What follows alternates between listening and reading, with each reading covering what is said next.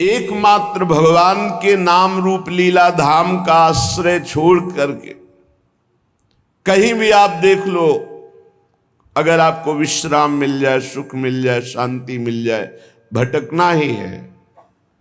ये हम उसी लाइन में खड़े होके बोल रहे हैं, उसी पंक्ति में खड़े हो। अगर विश्राम है तो श्री भगवान के चरणों में, उनके नाम में, नहीं तो भटकना ही भटकना है। कोई भी हो, जहां नाम छूटा वहीं भटक गए। कह हनुमंत विपति प्रभु सोई, जब तो सुमिरन भजन न होई। सुमिरन भगवान की स्मृति, भजन सेवा, समाज सेवा, ठाकुर सेवा, माता पिता परिवार पशु पक्षी सेवा। सेवा भजन में, सेवा सुमिरन में जीवन सार्थक, नहीं तो विपत्ति में फंसा फंसाया है। विनमूत्र लेश्म पूषादि भरितमिदम स्नायु मांसास्थि मज्जा रक्ताद्यात्म त्वचाच्छादित महारहि स्वार्थ निर्मूलकारी। क्या है तुम्हारे शरीर में बड़ा गर्व करते हो? इसमें अगर कुछ भी संग्रह नाम की चीज है तो मलमूत्र का संग्रह है। श्लेष्मा घृणित पदार्थ, स्नायु नस नाड़ियों का जाल बिछा हुआ है, मांस से थोपा हुआ है, हड्डियों के ढांचे में। त्वचा ऊपर से इतनी सुंदर लगा दी कि आकर्षण पैदा हो रहा है क्या ये? बोले स्वार्थ निर्मूलकारी। जो इस शरीर में फंस गया, अपने या पराए, मारा गया, पूरा का पूरा जीवन नष्ट हो गया। ये ऐसे भोग गुलामी देते हैं जो बड़े बड़े बहादुर भी परास्त नहीं कर पाते।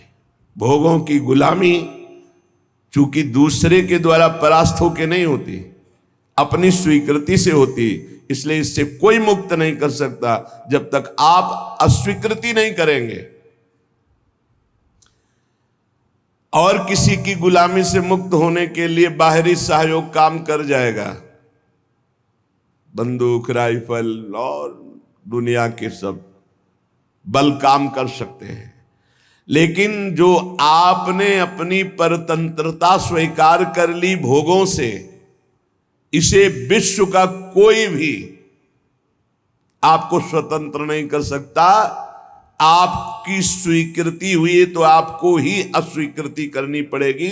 संत सदगुरुदेव शास्त्र आपको उपदेश देंगे, आपको साहस देंगे, लेकिन अस्वीकृति आपको करनी है। इसलिए अपने आप द्वारा अपना उद्धार कीजिए। कोई किसी का उद्धार नहीं कर सकता। उद्धार का मार्ग प्रशस्त करता है स्वीकृति और अस्वीकृति, ये आपके ऊपर है। क्या है आपके शरीर में?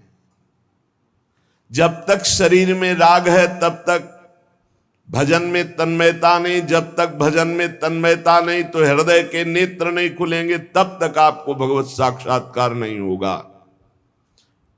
मूल बाधक शरीर भाव है। तो कह रहे हैं इसमें है क्या?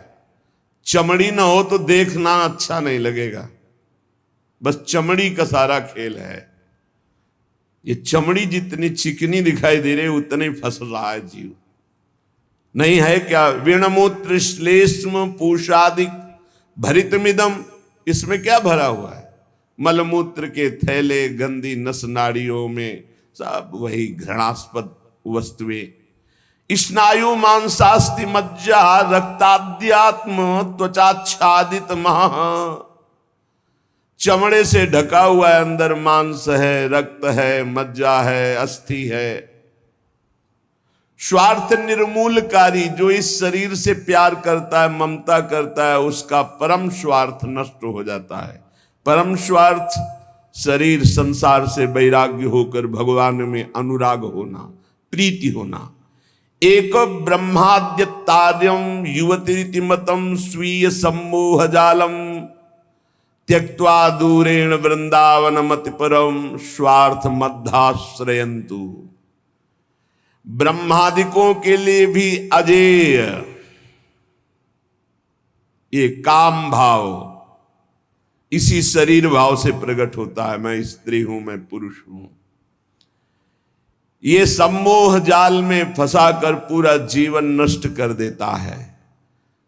इसलिए शरीर राग मिटाना ही साधना है। तुम शरीर नहीं हो।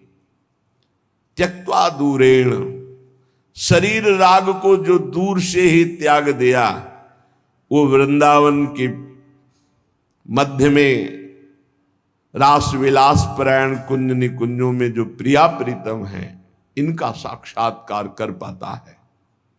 शरीर राग। इसीलिए हमें सबसे पहले आज्ञा पालन करने का स्वभाव बनाना चाहिए। जो आज्ञा हुई वैसा। बहुत बुरा फसाव है, अहम आज्ञा पालन करने नहीं देता, और अगर आज्ञा पालन हो तो अहम नहीं रह सकता। पर अहम आज्ञा पालन नहीं करने, अपने को बुद्धिमान, अपने को निर्णायक समझकर वो फंसता चला जाता है। यहां तक अहम इतना बढ़ जाता है कि गुरुजनों के वचनों में भी दोष और गुरुजनों से भी द्वेष वृत्ति प्रकट हो जाती है, जो महान हानिकारक, स्वार्थ परमार्थ दोनों को विध्वंस करने वाली है। सर्वात्मार्थोरु विघ्नम कलय यदि मनो योषिताम भाव निघ्नम। यदि तुम थोड़ा भी बुद्धि रखते हो तो सर्वनाश करने वाले इस काम से अपने आप को बचा लो।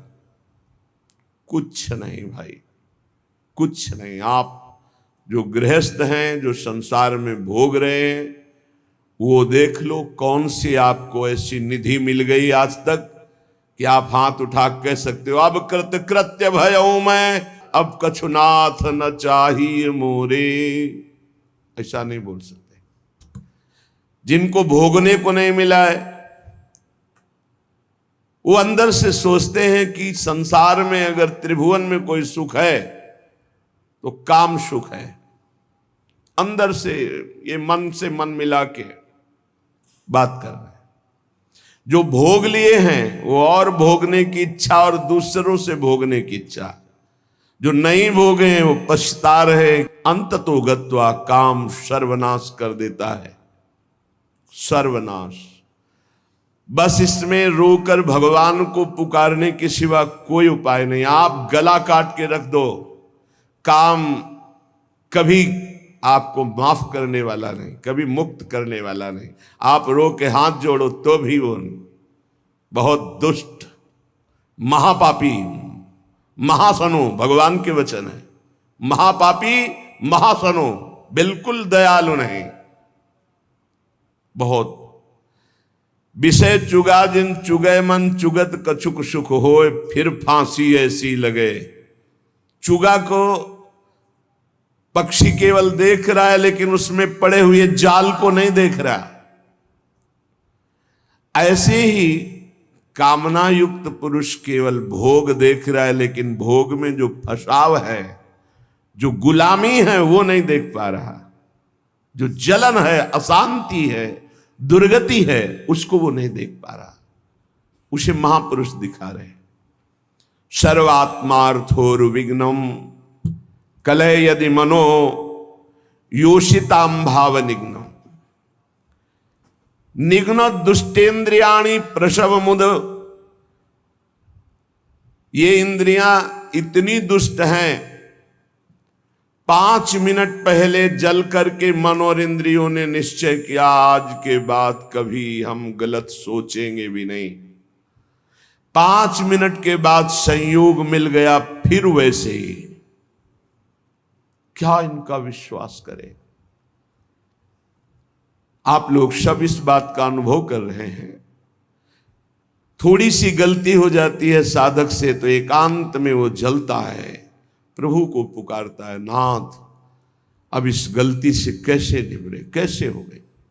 ऐसा पश्चाताप मन और हृदय में होता है कि शायद अब जिंदगी में गलती नहीं होगी। लेकिन हम घंटे 2 घंटे की बात नहीं कहते, 5 मिनट की बात कहते हैं। 5 मिनट के बाद ही कुसंग हुआ और फिर उत्साहित होकर मन उसी कार्य में लग गया। ऐसे घृणित दुष्ट मन और इंद्रियों पर कभी विश्वास न करें।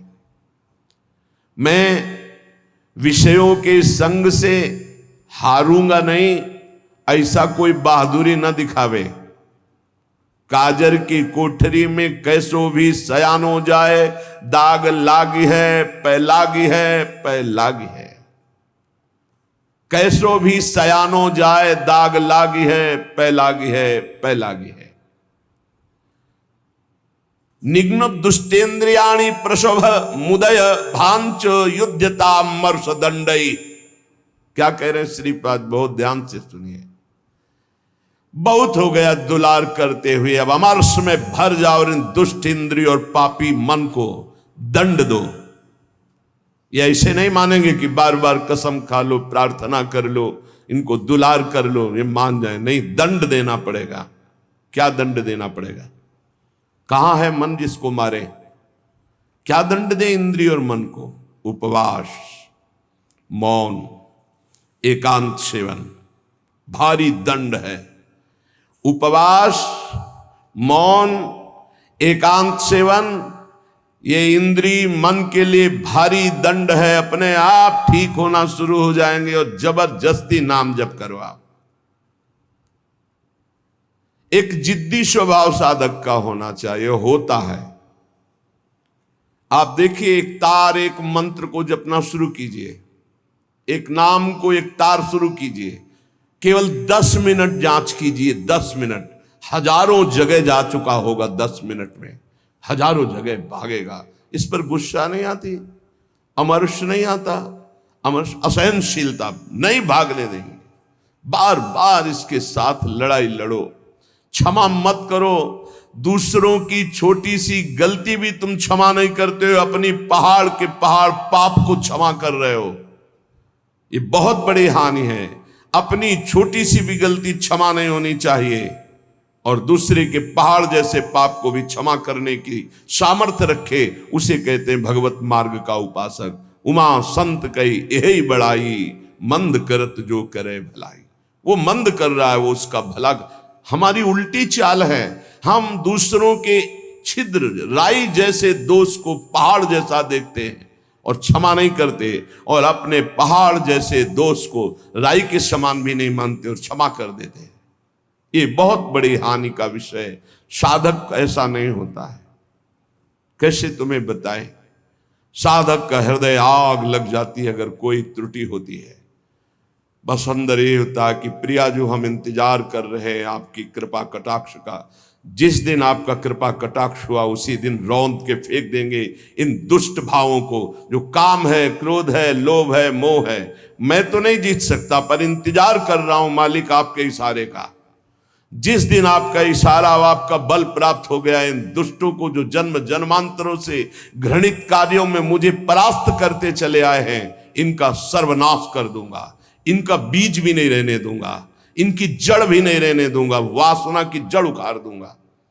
उपासक अंदर ही अंदर अमर्ष कह रहे, देखो, निघ्न दुष्टेन्द्रियाणि प्रसव मुदय भांच युद्धतामर्ष दंडई।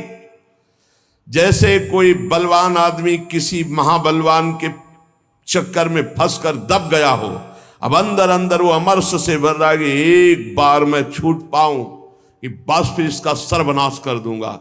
ऐसे ही साधक दांती पीस कर, हाथ मसल कर बस सोचता है, एक बार केवल चांस दे दो प्रभु, एक बार फिर इन काम, क्रोध, लोभ, मोह, मद के जड़ को उखाड़ के फेंकूंगा। अभी तक पता था कि मैं काम विजयी हूं, लेकिन जड़ नहीं काट पाया तो ये नए किनगे छोड़ दिए। अब की किनगे नहीं काटेंगे, अब की जड़ उखाड़ करके फेंकेंगे। ये उपासक की वृत्ति, अमर्ष युद्धता। ऐसा अमर्ष में भरकर उद्योग करो, नष्ट कर दो इन विकारों को, क्योंकि बिना विकार नष्ट हुए देह भाव नहीं जाएगा। बिना देह भाव गए परमात्मा प्राप्ति नहीं होती।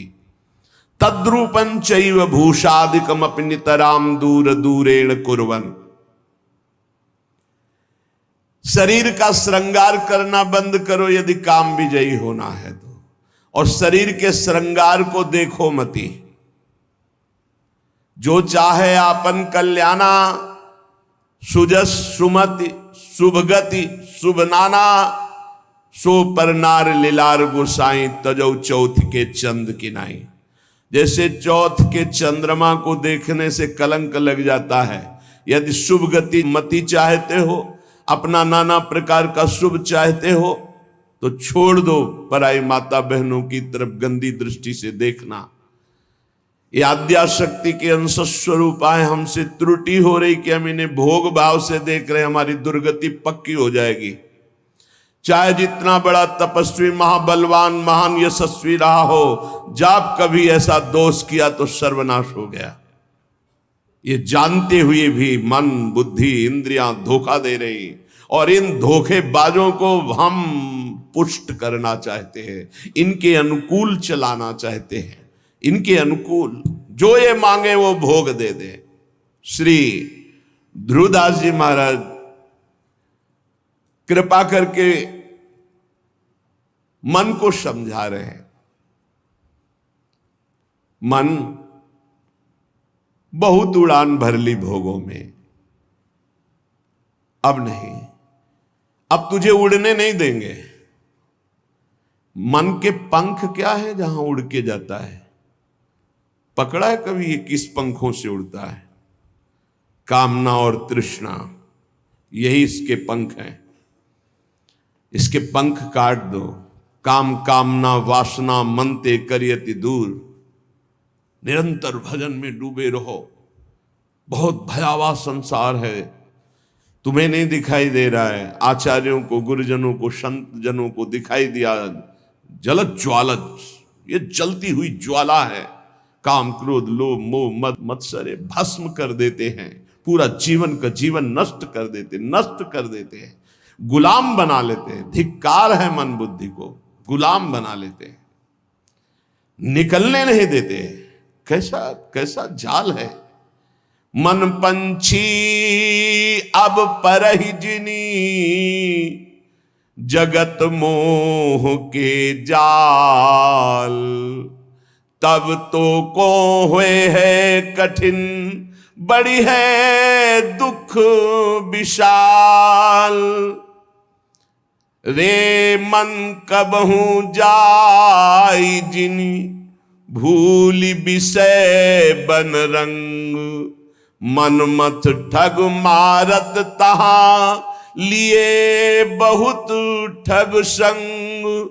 ए मन, तो पक्षी बन करके जो भोगों का चुगा चुगने जा रहा है, तो उसमें मोह जाल है, फंस जाएगा मोह जाल में। बहुत अविश्वास संसार है। गला काट के रख दो तो भी विश्वास नहीं करेगा, तो भी कहेगा कि नाटक कर रहा है। मान लो हमारी बात, अगर तुम प्रभु के सिवा किसी और का भरोसा रखते हो और से अपनापन रखते हो, तो तुम गला काट के रख दो तो भी तुम्हारा उपहास ही होगा, विश्वास नहीं माना जाएगा, मूर्ख माना जाएगा। यहां तुम्हारे आंसुओं की कीमत, तुम्हारे भाव की कीमत सिर्फ हरि दे सकते हैं। ये नाटकबाज संसार नहीं दे सकता। हमारी बात मान लो। अरे मन, मेरी बात मान लो, मोह जाल में मत फंस। अभी तू दुख में फंसा नहीं, इसलिए निकल सकता है, नहीं दुख में फंस जाएगा तो फिर निकलना मुश्किल। बड़ा भयंकर कर्मों का जाल है, बड़ा भयंकर जाल है, तुम्हें दिखाई नहीं देता, फिर रोते हैं।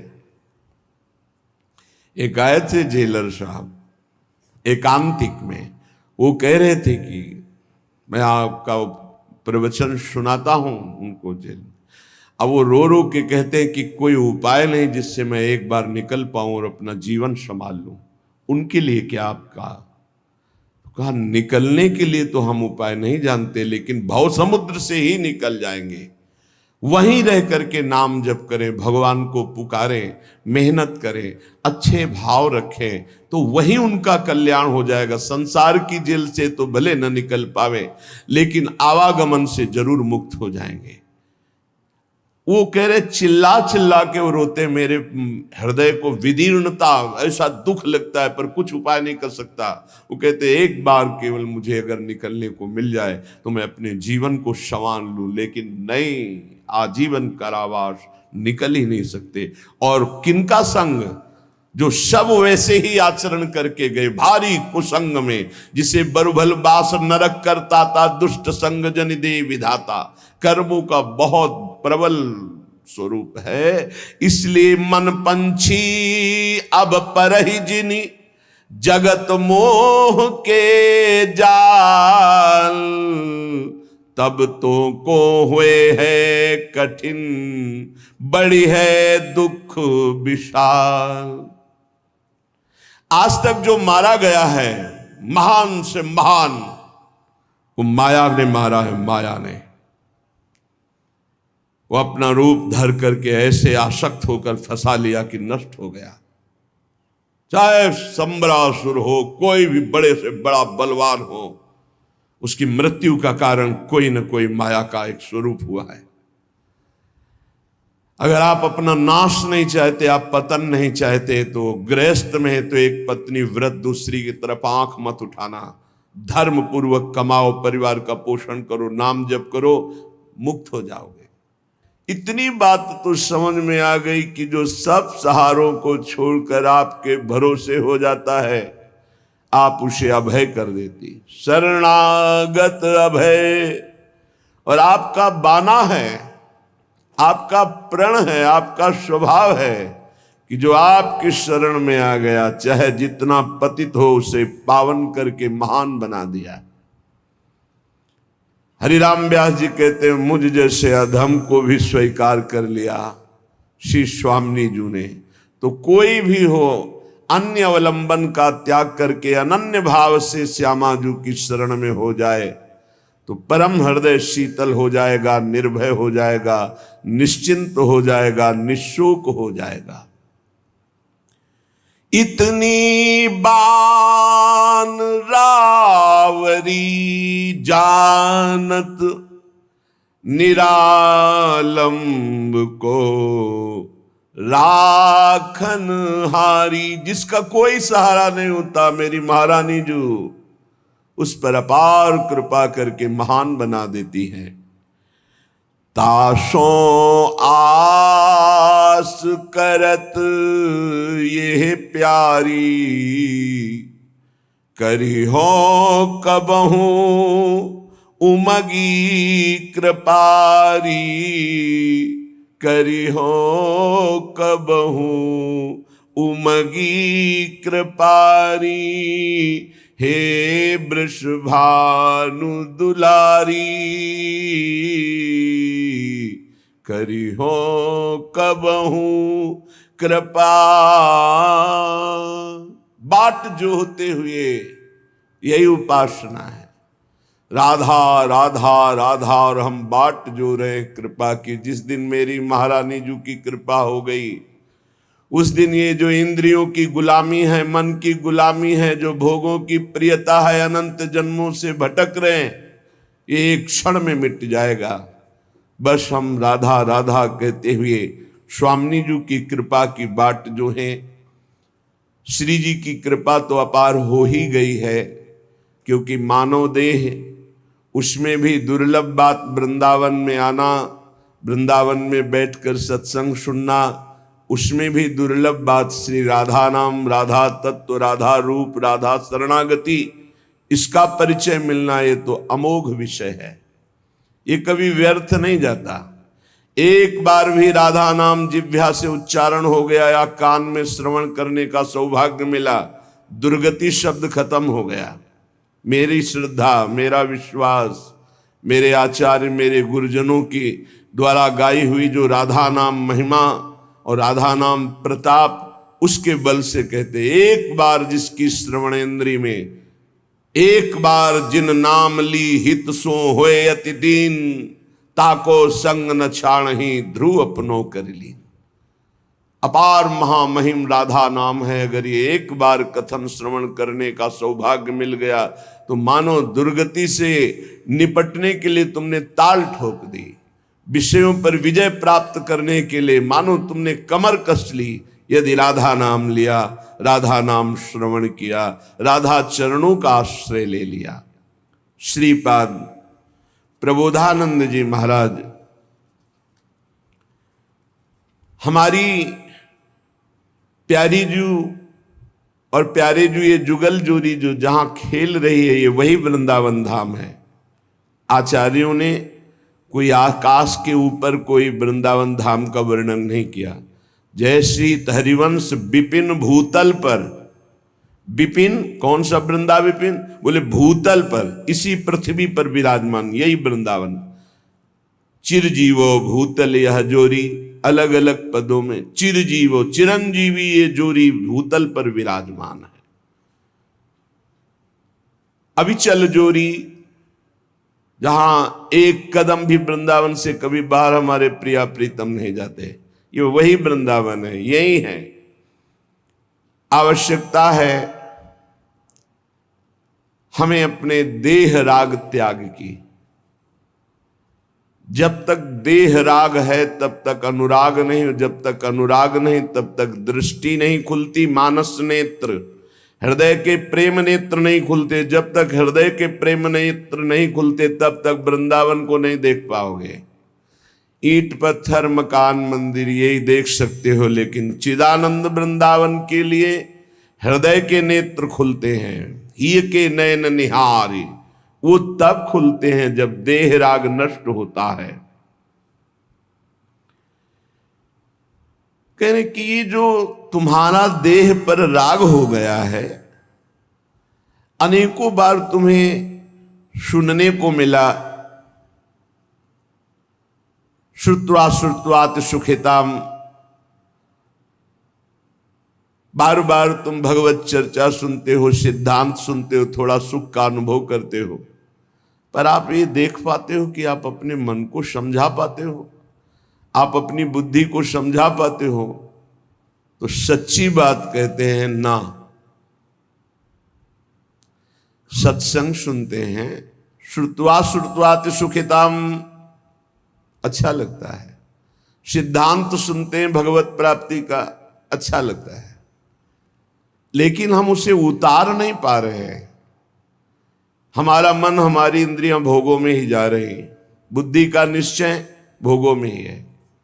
जिसकी बुद्धि का निश्चय किंचन मात्र भी इतना है कि किसी भी भोग में सुख है, वो झूठ बोल सकता है कि मैं परमात्मा प्राप्ति करना चाहता हूं, लेकिन उसके हृदय में परमात्मा प्राप्ति की चाह नहीं हो सकती। श्री भगवान कहते हैं, भोगैश्वर्य प्रसक्ता नाम तया प्रहत चेतसाम व्यवसायत्मिका बुद्धि समाधो न विधीयते। जिसकी बुद्धि को भोगों ने अपहृत कर लिया है, चित्त भोगों का चिंतन करता है कि इसमें सुख है, वो कभी ऐसा निश्चय कर ही नहीं सकता कि मुझे भगवत प्राप्ति करनी है, मुझे परमात्मा प्राप्ति करनी है। ऐसा निश्चय नहीं। ऐसा निश्चय ना होने के कारण भजन में तन्मयता नहीं होती।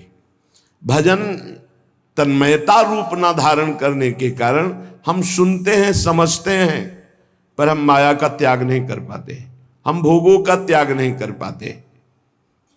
अत्यंता असुचि बीभत्स देहादौ नयु करहिचित। कैसे? महापुरुषों ने एक एक बात खोल के कह दी।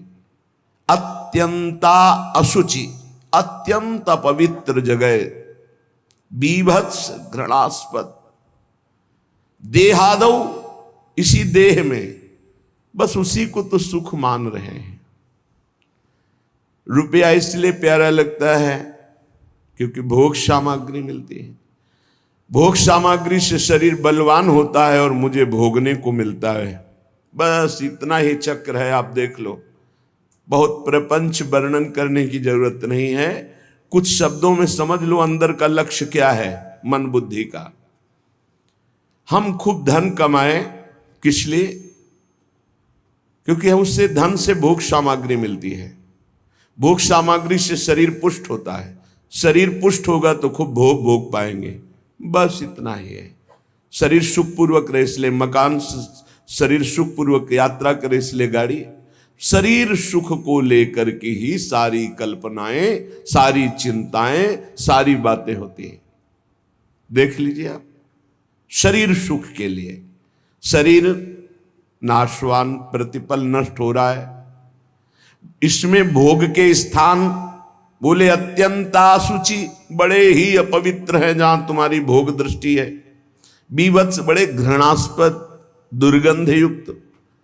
देहादौ नैव करचित, अनर्थ का मूल देह, इसमें तुम अपनी ममता इतनी कर लिए कि मैं ही शरीर हूं।